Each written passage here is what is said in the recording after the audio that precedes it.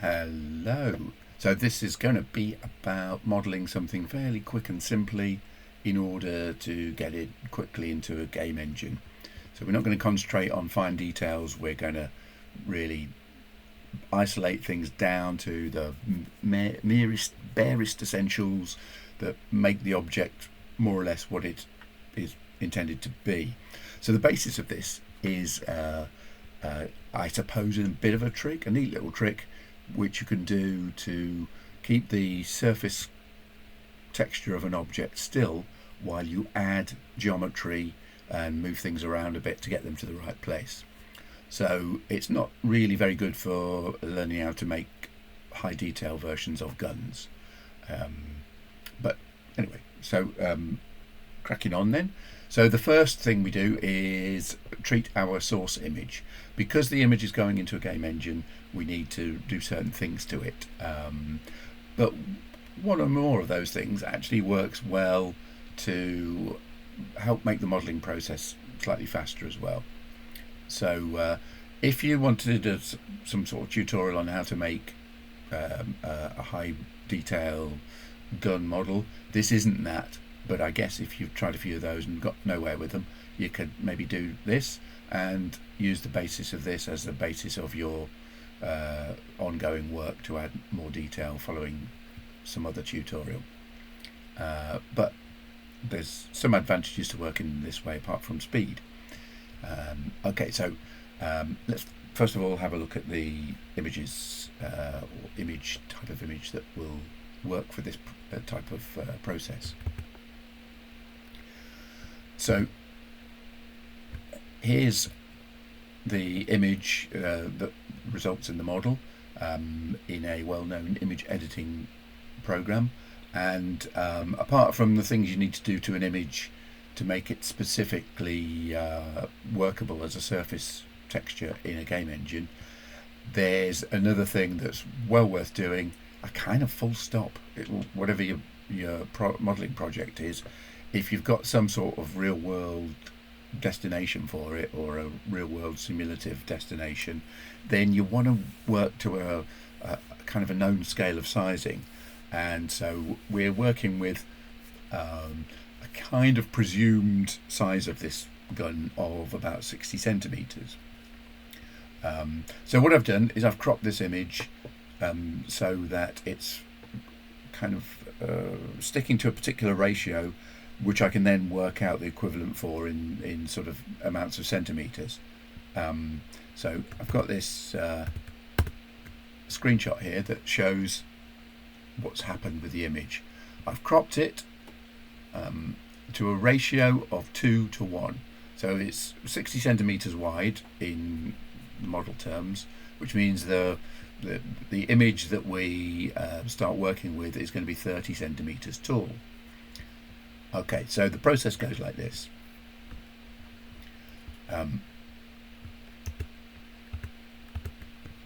So this is the resultant object, and you can see problems with it straight off.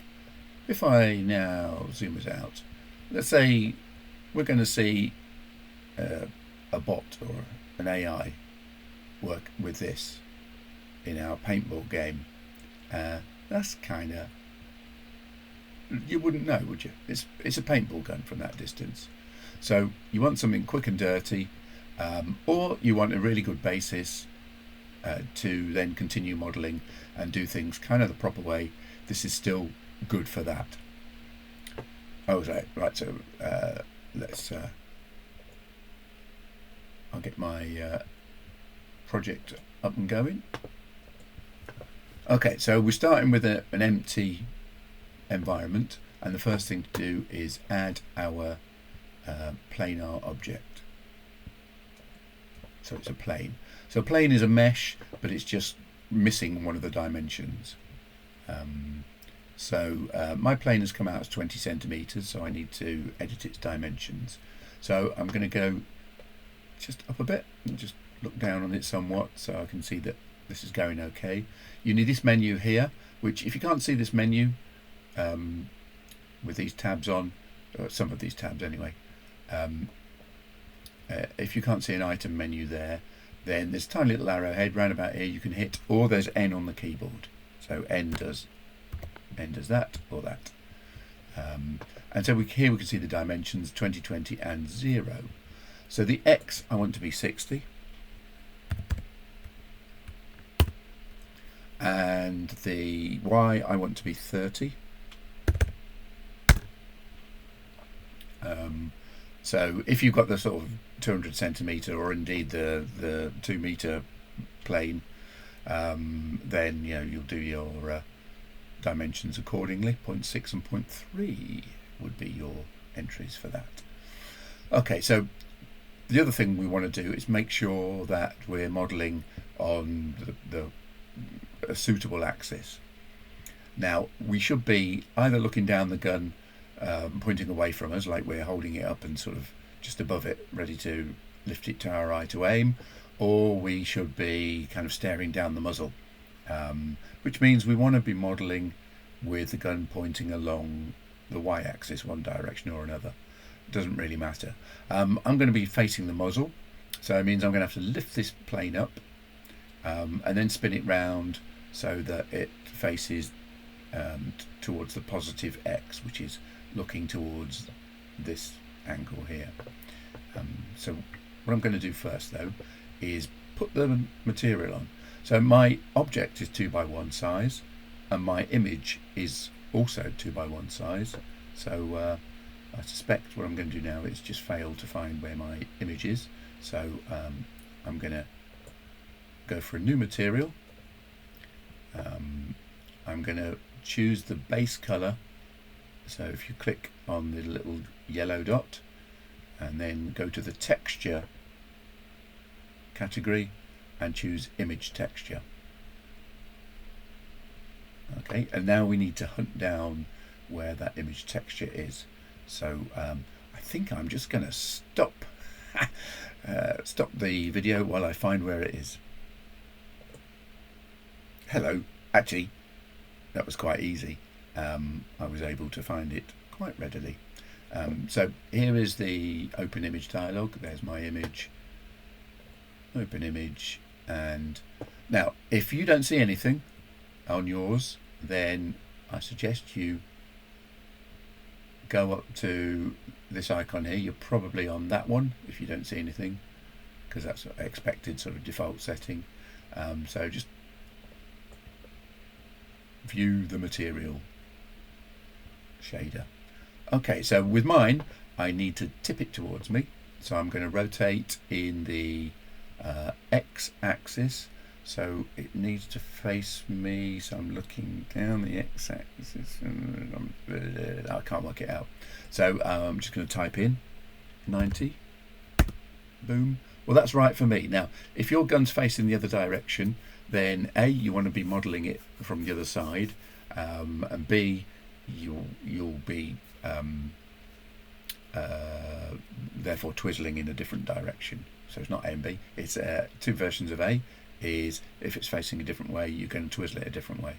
So now I'm going to rotate round the z-axis, which is the up-down one, and I'm going to do that clockwise, which I guess is 90. Okay, now having done that, it may have seemed like it was going the right way, but I can see actually that it's not, and I'm now kind of facing the wrong side. So my 90 should have been 270, I guess, or minus 90, either will do. Okay, so I'm now in a position to swivel around the side, see what I'm doing, and I'm able to look at this and see that it's spot on the 0 point, and it's just yeah, there's one thing to do. Okay, so I'm going to move the gun along so that this sort of central point is going to happen round about in the trigger hole. Okay, so I'm going to hit the G key, G to move or grab, G, and then we're going down the y-axis, which is going left to right at the minute.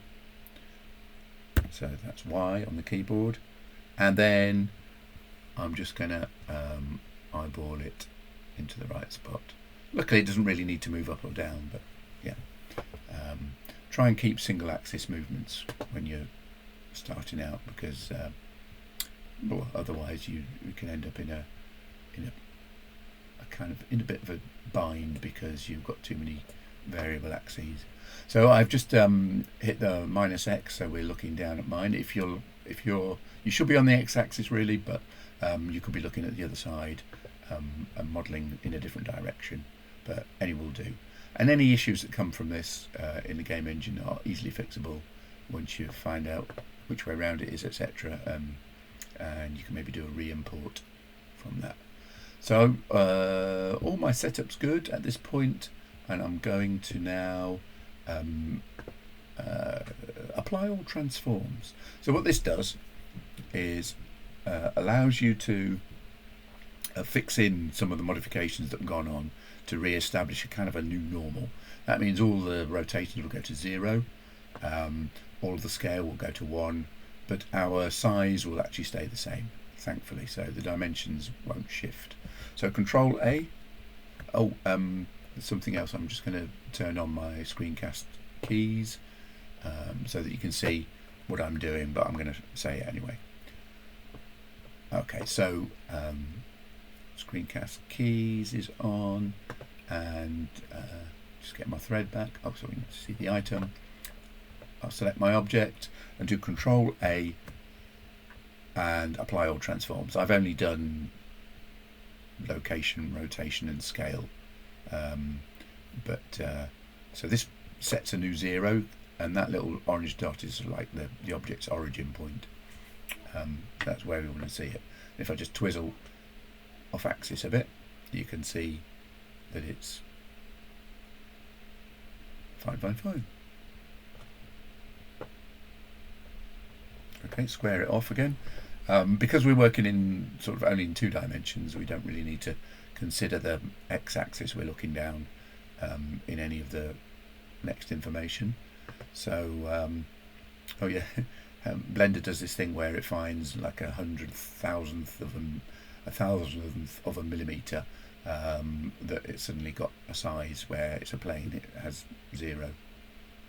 But I'm going to ignore that. Okay, so now the next thing is to add some subdivisions. So we're going to essentially create a patchwork of edge loops over this, and then we're going to delete some stuff that we don't need anymore. And that way we can get a really nice sort of profile of the gun and capture its essence, as the artist might say. Okay, so to use subdivision, add subdivisions, it's Control R, not intuitive, but works well enough. And then you move your cursor. Now what I've done here, rookie error, is I've of course forgotten to go to edit mode. So you can go to edit mode with the mouse, but I'm going to use the tab key from now on, especially if I remember to do it, which is just quicker and means your cursor doesn't have to stray away from the object. So we have one big face, 4 edges.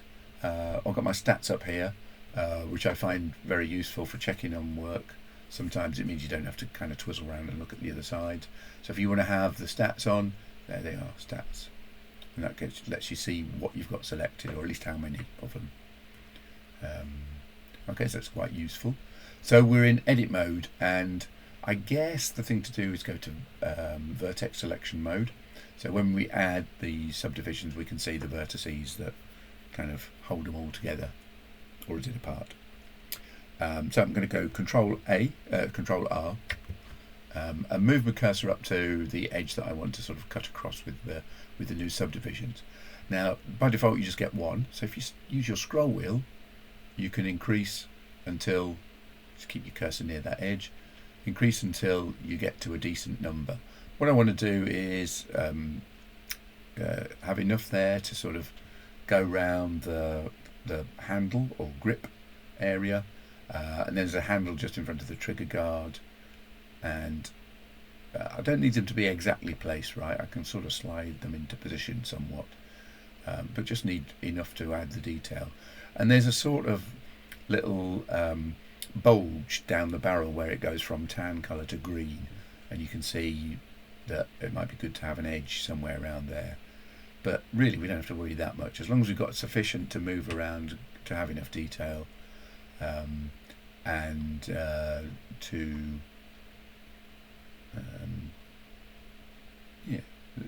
we can move around enough.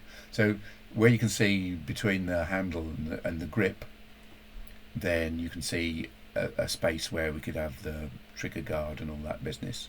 So the finger roll in the gun. Okay. So once you're happy, click, and then you even get an opportunity to slide the ones that you're fairly happy with, just to move them along. I actually think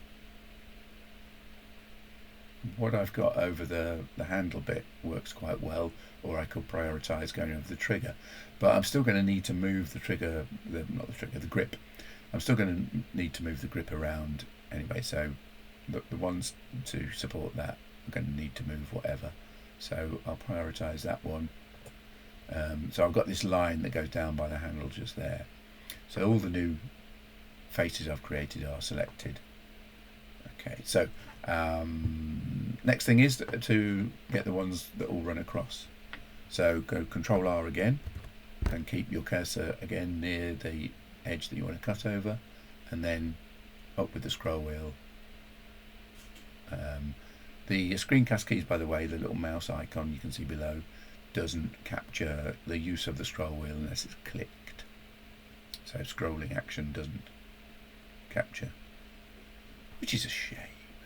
Anyway, one more, I think. Yeah, that's about right.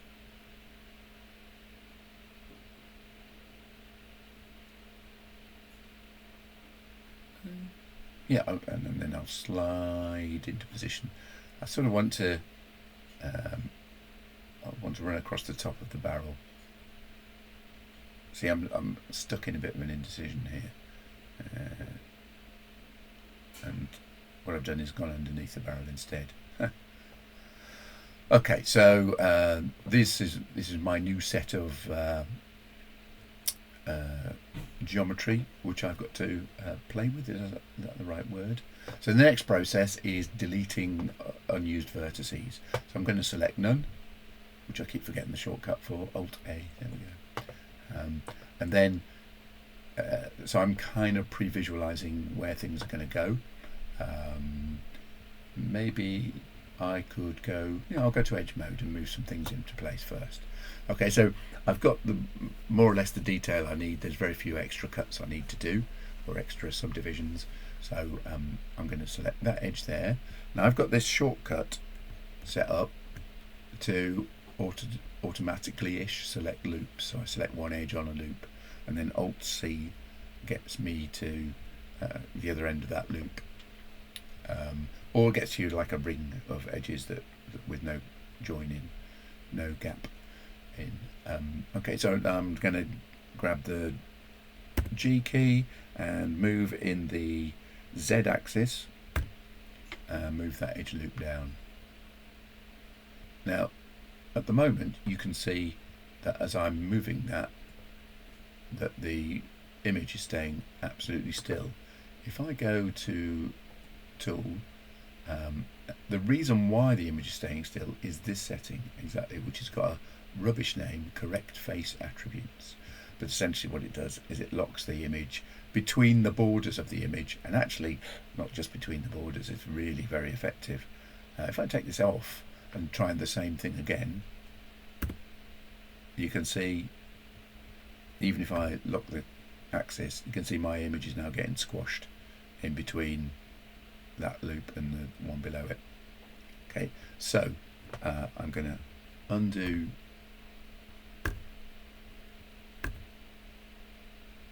back to there. Interestingly, it's not re-put that setting. That's a thing that isn't part of the undo sequence, so I kind of got to be a little bit careful with that. But yeah, back to edge mode, select that one, Alt-C, and if you want to know how to get that setting, you go to select loops, and I've set it there as select edge loops, so that's the menu version of it, but set it as Alt-C, and then also it's Alt-R, so if you want to get the opposite, not the opposite direction, but the other axis of selection. So if I get that one and hit Alt-R, it gets those ones down there like that. But I want Alt-C. Okay, so I'm just going to grab this with the G key, and then Z is the axis I want to constrain it to, and move it down to on top of there. The image isn't quite square on, but the excuse I'm going to use is that we're not ever really going to see the bottom of that gun. So it doesn't matter if there's a bit of black texture visible there, and that will be kind of tucked under the bottom once the model is sort of fully processed, as it were. Okay, next thing is I'm going to grab this top edge. No, I'll leave that now. So what I'm going to do is go to vertex mode and get rid of some of the unneeded geometry. I'm looking at here. I think there's vertices here that will go. They will therefore destroy these faces. That will mean, looks like we're going to miss a bit of the image. It's going to kind of disappear, but it won't, thankfully. So I'm going to use 1 to go to edge mode, vertex mode. See the change happened there. 1, 2, 3, vertex, edge, face, and then drag over the verts I want to get rid of. And you may have noticed there, you get the whole menu where you can actually choose that it's the edges that you want to delete, but I'm going with the verts. Now here I want those two edges to stay for the moment, but I can get rid of these two there. These two are actually going to move up and form that, which I'm going to do now. So G, Z, and just push it up. I'm going to make a sort of arbitrary decision about how much of this profile I keep, because if I didn't want to actually make that, I'm going to need a whole run of edges, which I don't want to do really. So now I've got some detail here which is in danger of getting lost, and what do I want to do? So I'm going to move this edge loop up here, so go to edge mode with the 2 key, select that one. You, by the way, you can, holding the shift key down, you can just hand pick if there's only 4, saves them to remember. Alt-C, so G, and then constrain to Z, move that one up to about there. That's kind of saved that detail somewhat, and then this edge loop, I'm going to Alt-C it and G on the y-axis, looking at the colours, and place it sort of in the middle there, but I still want that diagonal edge I want to keep as part of the shaping. Okay, so I'm going to select those two there, G and Y again, and move them along. So that's got that diagonal there. And I just need this edge, which looks like it's a straight downer. So there's some details missing from this gun, which would be part of another tutorial probably. Yeah. So I'm going to delete this edge here, which removes that face because it can't stay without an edge there. You'll notice there's a potential finger hole area. Now I'm going to do something slightly different with that, just to show you that you can kind of pick and choose where to add some data. So X to choose the edges. Now as I've deleted the edges, it's left those just kind of empty edges there. So let's go to vertex, and it's left me with these verts still selected. Now I do delete on those, and you'll see it's more like what you want. It's not easy to tell exactly how it's going to work. Sometimes even dissolve is more destructive than delete, but so yeah. Okay, now every time I do this I think well maybe we should have like that and then that there, and yeah, there's one of those sort of occasions just happening now. Could I do? Okay, so here's where the K tool comes in. So K is knife. So I'm gonna, if you move your cursor so you see it's kind of snapped onto an edge, and then just run up to there. Now, so I can use the Z key to constrain it.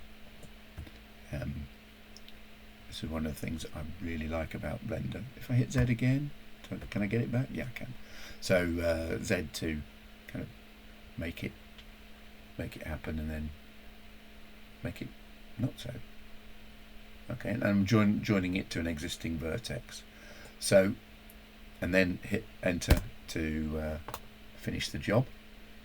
So I've got that's still four-sided, that's still four-sided, that's still four-sided. The reason why this is important is because if we wanted to massively subdivide this, it won't work over a triangle. So if we can keep quads, four-sided faces in, then we're doing good work and making a mesh that's easy to edit. In professional terms, if you were providing this for someone else to work with, then as a kind of a base model, then their kind of ability to work on it would be quite constricted by the fact that you hadn't kept quads. But if there's no one else working after you, you don't need to kind of worry about it. If it's not deforming in any way, it's not got a skeleton in it, it's not going to crumple up or bend in any way, then you don't need to worry too much about that. Anyway, I can delete this edge here, and there we are. Okay, always one more thing to do, which is bring that one down, G, Z, and just bring that down to meet the top of that thing. So this thing would have the paintball container on, which is like a sort of egg-shaped thing. So you'd start with a sphere and sort of scale it in a couple of axes, but and create a sort of sideways egg shape. Okay, now there's a bit of tweaking to do maybe.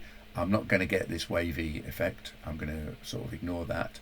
Again, it's not something you can readily see from a distance, but there's a line there I could really do with matching that edge loop up with. So I'm just going to select that edge and do my Alt C trick and see what I get. Oh no, it's gone all the way around the outside there. So it doesn't always work. So I'm going to undo that, Control Z, and I'm just going to try drag selecting like that. So it's not easy to see what I've got selected. So that looks like 1, 2, 3, 4, and if I check over here, I've got 4 selected, so I think I'm good to go.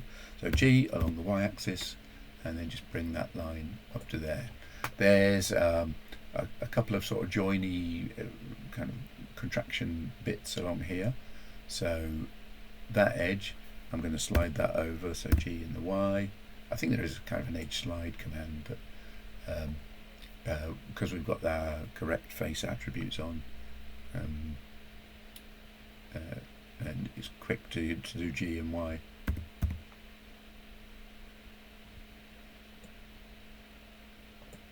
There, and then I bet if I move these two together,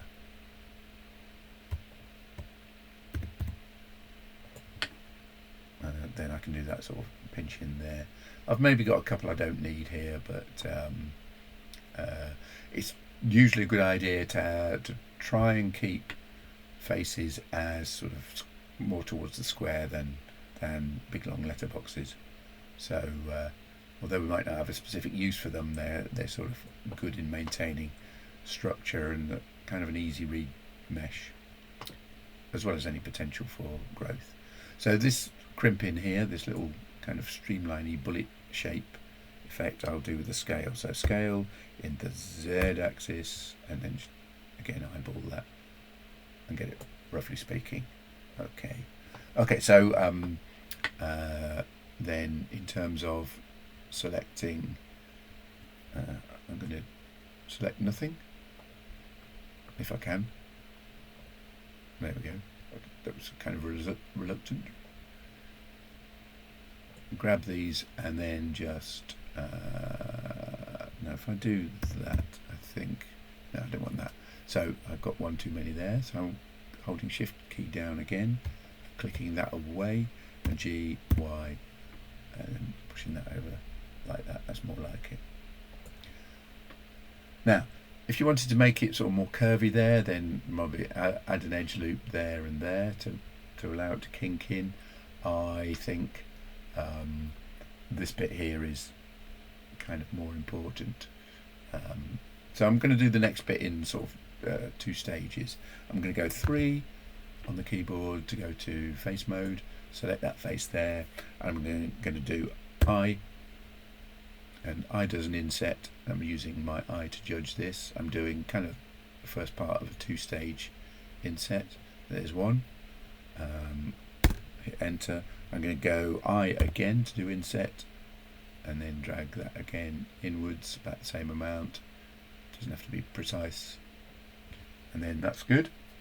And then I need to do a loop across there. I wonder if I just do Control R. Oh, look, as you can see, it's kind of picking up the whole thing, because what I need to do, of course, is in face mode, delete this whole. So delete faces, and then I can do Control R again from there, and it doesn't overflow up to the top.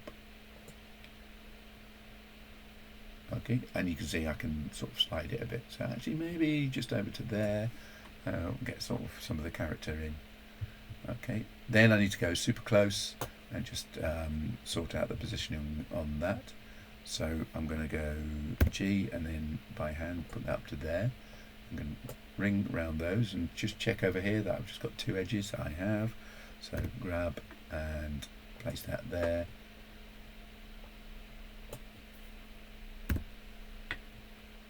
Grab and place that there. And you're never going to get it sort of perfect, but the idea isn't perfect. It's like the essence of paintball gun is all that we need. So G that one up to there, and that's good. Now we've got no trigger. Usage scenario then. So this in player's hand, finger, mitt, fist, whatever, with the finger through there, we're not going to see the trigger, so no need to try and capture that bit of it. And you might say, well, we could have like a standard anyhow fist there, which means we wouldn't even see the trigger guard, but yeah, it's sort of there. Maybe it could be on a distant table, who knows. Okay, so there's our paintball gun. Now at this point it's ready to go into the 3rd dimension, but if I twiddle it around, of course it's flat as you like, and it's kind of got nowhere to go before it meets the middle point. So what I'm going to do, I want the origin point to stay in the middle, but I want to make some edges to give it some sort of depth down the x-axis. Okay, so it's got the edges already, it's just they need extruding. So I'm going to move the whole thing out sort of a centimetre down the x-axis this way, down this way, which is -1, I think. So if I go to let's go vertex, I'm going to select all of the vertices by hitting the A key, and I'm then going to go G and X to constrain it on that axis alone, and then I'm going to type -1.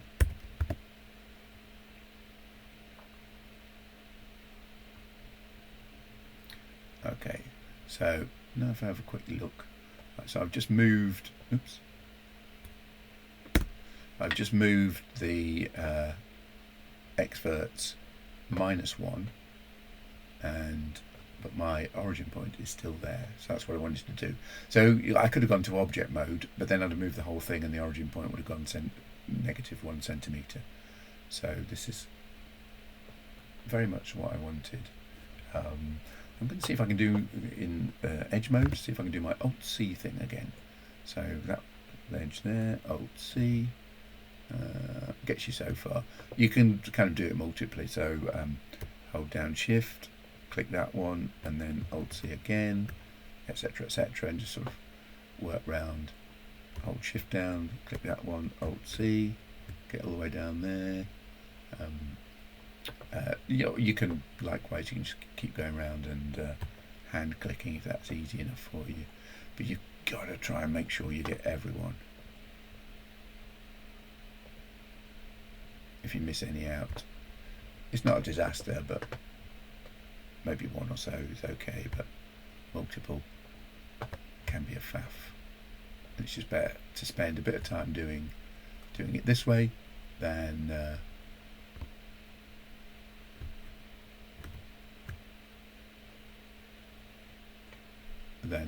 doing it too quick and sort of getting it wrong. I've got no idea how many I should have around the edge, by the way.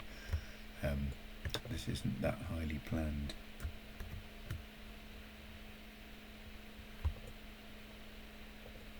Okay, I think that's all of them. So the proof of the pudding is in the extrusion. Okay, so I'm looking sort of at the back side. So to extrude is the E key, and you can see that's what the extrude would look like, but I'm going to constrain it to the x-axis, so it's only straight now, and then I'm going to make sure it's only gone 1 centimetre, and I'm going to hit the enter key to fix it. So there's the proof, 1 centimetre done. So that means the currently the edges are spot on the centre of the world, and you'll notice you can see sort of inside the mesh, you can see a face there. I've got my transparent, my x-ray on. Let's take that off, that's better. It was bamboozling me somewhat. Okay, so I could say that's finished. It sort of is finished. The thing you might want to do next is go to object mode, tab key that is, and we're going to go to the modifiers, add a modifier, generate mirror. So instantly with the mirror modifier you can see that it's provided the other half. We have now a 3-dimensional weapon with some iffy bits. You can notice that because I've gone really close to the texture, I've got this colour effect kind of stretching across, and it's not too bad really. It's that could be a lot worse. If we look at the bottom where I said we're never seeing that, look at that. Well, that's all black background. Things you can do, you could maybe treat the texture so that the green bit kind of goes wider. So you could just sample the colour and then paint more of the green stuff and then more of the tan stuff. So it's got a sort of little fringe around it, and that can ensure that you get the shape of the object, but also get its colour kind of working much more across it. But really, I mean, where it's black bits, it's still kind of stretched black. That looks kind of appropriate, if not very good. But and we could do with a bit of the gold going here. So it'd be a matter of just pushing that that edge loop there a bit closer back towards the back of the weapon. Is it a weapon if it's a paintball gun? I don't know. And again, keep it tight on, and you've got kind of a better result. If I spent more time pushing this edge loop up, actually, then we'd have a better proportion gun barrel. It's a little bit tall rather than square or what could be circular. It's going to be more elliptical. But if I kind of go somewhere away,